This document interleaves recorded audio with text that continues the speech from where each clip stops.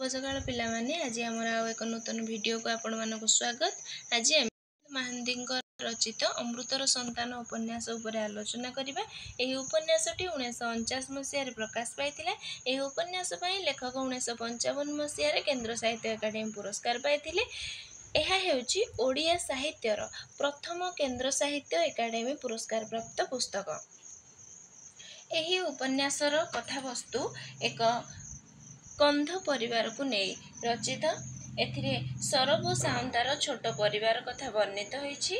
उपन्यासर प्रथम पर्याय रे सरब सावंतार मृत्यु घटुछि। तार सान भाई हेउछि लेंजु कंध, जे कि बूढ़ा, तार स्त्री मरी जाइछि। से गाँ बारिक बाळमुंडार स्त्री सुनादेई को भल पाइछि, किंतु सुनादेई तार प्रेम निवेदन को प्रत्याख्यान करिछि। एही चरित्रटी बेस मनज्ञ। उपन्यासर अन्य चरित्र गुड़िक मध्य रोचंती सरब सावंतार पुओ दिउडू, बहु पुयु, झियो पुबुली, जे कि रघु सावंतार पुओ बेणु कंध सह उदलिया विवाह करिछि। परवर्ती समय रे उपन्यास रे देखा जाए दिउडूर मनांतर होइछि पुयु सह। परिवार रे अशांति देखा देछि। दिउडू पिओटी को भल पाई ता सह भविष्यतर स्वप्न देखिछि। पिओटी हेउछि बंदिकार गाँर झियो।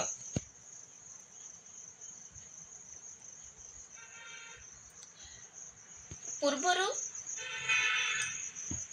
दिउडू और पुयु मध्यरे निबिड़ भल पाइबा थिले मध्य परवर्ती समय रे से भल पाइबा आउ रही नाही। तांको भितरे मनांतर सृष्टि होइछि। दिउडू जेतेबेले पिओटी को भल पाई घर को धरी आसीछि, तारी साथी रे रहिछि, पुयु ए सब घटना को सह्य करि पारिनी। पुयु ए सब जानिया परे पुओ हाकिना को चाहि कांदी पकेइछि। तापरे से सेही घरे आ रही पारिनी, तेणु से घर छाड़ी चली जाइछि। पुयु भाबिछि टिकी चढ़ेईर बसा अछि, पिंपुडीर अछि आधार, ताकू रहिबाकू थान नाही। एभଳି से भाबिछि। एभଳି परिस्थिति रे से भांगी पड़िनी। से हेउछि बण जंगल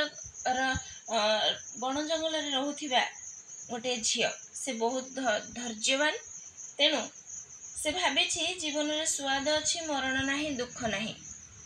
एभଳି भाबरे उपन्यासर परिसमाप्ति घटिछि। एठारे पुयु जीवनर करुण कहानी वर्णित होइछि। धन्यवाद। एभଳି नूतन वीडियो पाइबा पई आपण माने हमर चैनल को सब्सक्राइब कर दियंतु। हम सहित जोड़ी हो रही थांतु।